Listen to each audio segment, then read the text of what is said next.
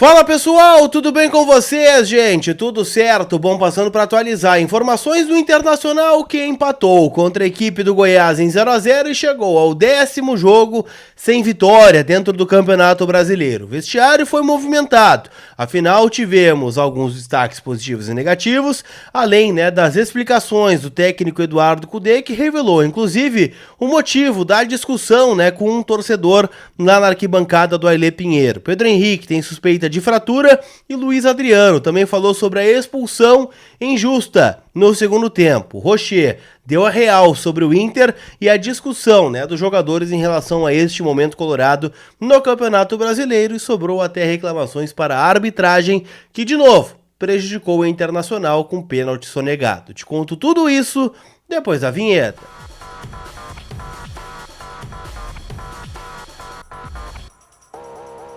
Tudo bem, gente, vamos trocar uma ideia então, afinal a gente tem bastante coisa para falar desse empate, Goiás 0, Internacional também 0, 22ª rodada do Campeonato Brasileiro, o Inter que chegou ao 10º jogo sem vitória dentro do Campeonato Brasileiro. E é claro que esse empate ele não pode ser considerado positivo, afinal o Inter tinha tudo para ganhar o jogo hoje, colocou titulares, classificou contra o Bolívar, não teve um grande desgaste no meio da semana e teve bolas para fazer o gol do 1-0, em especial com o Ener Valencia no primeiro tempo, onde o Tadeu fez duas grandes defesas, em especial na segunda bola, onde o Valencia aproveita uma recuada do zagueiro, bate de coxa e o Tadeu faz um milagre. É claro que o Inter não teve uma grande atuação. No primeiro tempo o Inter foi melhor do que foi no segundo, e o segundo tempo também o Goiás não teve grandes chances para empatar ou desempatar o jogo. O Goiás foi um time muito fraco, muito tímido e que não fez por merecer também a vitória. Então o empate, pelo que foi em especial o segundo tempo, foi o placar mais justo. O Cudê apostou no Depena na vaga do Maurício para começar o jogo e no mais botou o Hugo Malho como zagueiro no lugar do Vitão, que segue fora, e naturalmente o Gabriel abraçou a saída do Johnny, que tem um entorse no tornozelo. O que eu posso dizer para vocês, gente? O Inter foi abaixo, foi exatamente essa a denominação que eu coloco para a partida. Um Inter frustrante. O Cudê até disse, depois do jogo, que fez as trocas para ganhar, colocou o Luca, colocou o Luiz Adriano, colocou o Pedro Henrique, colocou também jogadores como o Maurício no intervalo para ter um pouquinho mais de ímpeto ofensivo, mas não funcionou. O Tadeu foi um espectador do jogo no segundo tempo, não teve uma grande defesa, realmente foi um jogo bem abaixo do Internacional, que com esse resultado agora fica na 12ª colocação do Campeonato Brasileiro, pelo menos momentaneamente, ultrapassou o Cruzeiro, que joga amanhã contra o Red Bull Bragantino, e com um simples empate, já ultrapassa o Inter. Fica de olho também no jogo do Corinthians contra o Palmeiras. O Corinthians, se empatar, não passa, ou melhor, passa, o Internacional com empate, por conta do saldo de gols também. Então o Inter torce por uma vitória do Palmeiras, no Clássico Paulista, para permanecer pelo menos uma posição acima do que começou a rodada na 14ª. Neste momento o Inter é 12º, então seca Cruzeiro e seca o Corinthians nesta rodada, além do Bahia e do Santos, que são times que estão lá para baixo na tabela. O Cudê disse, que, enfim, tem toda a questão envolvendo a Libertadores, o foco, o jogo da terça-feira foi desgastante na visão dele, estava muito calor, o gramado estava seco porque não foi molhado, então, muitos, poréns, ele fala, não é desculpa e tal, o Inter precisa voltar a vencer dentro de casa. E esse é o ponto, o Inter não considera o empate contra o Goiás um resultado ruim, é considerado um resultado normal, porque é sempre difícil jogar lá, o Goiás tem um time ajeitadinho, aquela coisa toda, historicamente Inter, quando vai lá, tem dificuldades, e é verdade, realmente, o Inter ganhou do Goiás em casa, empatou fora, seria um raciocínio lógico. Só que esse jogo do Goiás, ele entra numa sequência de 9 jogos sem vencer, virando o 10º jogo sem vencer. Então não é um jogo normal, é um jogo que o Inter precisava trazer 3 pontos, justamente porque agora vai parar no período FIFA e o Inter precisa sair da parte de baixo da tabela para poder voltar suas atenções justamente ao Campeonato Brasileiro, onde a Libertadores, onde o Colorado é semifinalista e pega o Fluminense.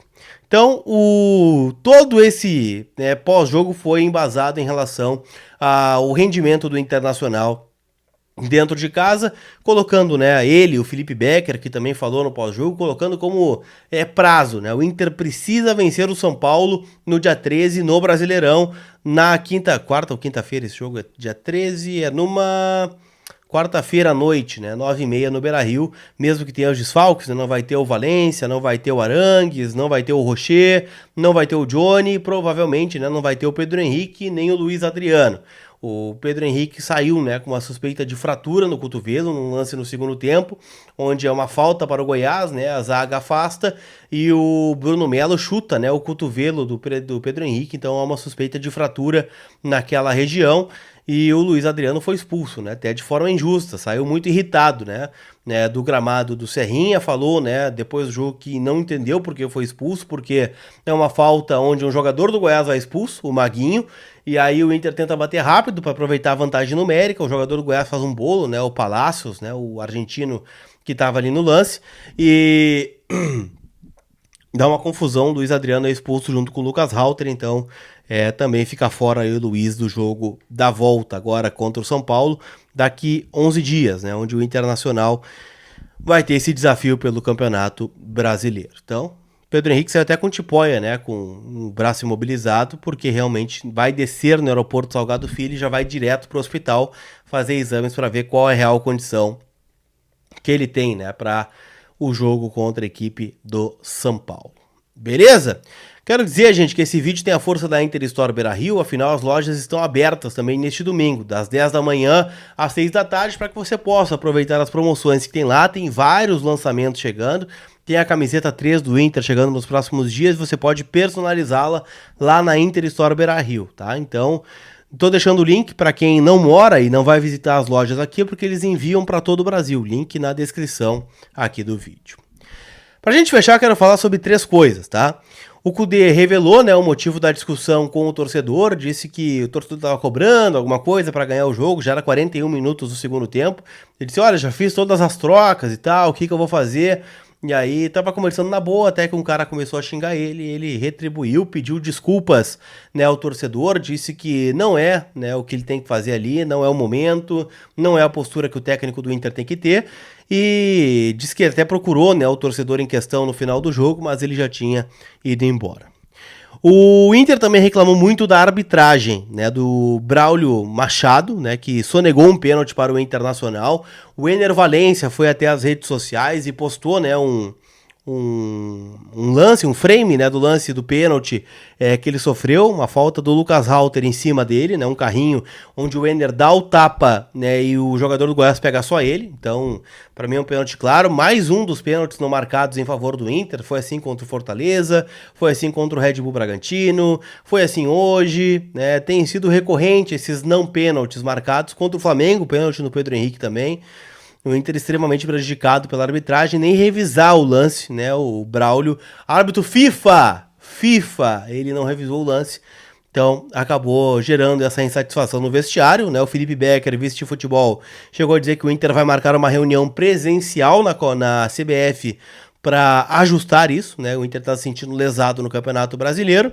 E o Rocher, para mim, teve a frase mais lúcida no pós-jogo, né? Acabou falando muito sobre o Inter voltar a vencer, que o Inter precisa pensar no Fluminense só na véspera do jogo do Fluminense. O Inter tem que pensar no São Paulo, o Inter tem que pensar no Atlético Paranaense, depois pensar no Fluminense, porque senão o Inter vai ficando nessa vida aí, né? São 22 jogos no Brasileiro, 6 vitórias. Né, o Inter 12º lugar, não é o lugar do Internacional ser 12º no Campeonato Brasileiro. Então disse que o grupo precisa acordar enquanto é cedo, né? Depois pode ficar complicado para o Inter buscar uma classificação, né, para a próxima Libertadores da América, por exemplo. Então gostei muito, né, dessa fala lúcida do Sérgio Rocher no pós-jogo. KTO.com, te registra lá, né, para dar aquela brincada. Hoje ainda tem Botafogo e Flamengo, mas amanhã, né, Grêmio e Cuiabá, Fluminense e Fortaleza, Corinthians e Palmeiras, Cruzeiro e Red Bull Bragantino, Bahia e Vasco, América Mineiro e Santos, São Paulo e Curitiba. Jogos da rodada, a gente fica de olho mesmo aqui, né, no Fluminense contra o Fortaleza, que é o nosso adversário da Libertadores, e em especial em Corinthians e Palmeiras, e Cruzeiro e Red Bull Bragantino, para que o Inter permaneça na 12ª colocação. Beleza? Aquele abraço e a gente se vê. Não vai embora sem deixar o teu like e sem te inscrever no canal. Fui!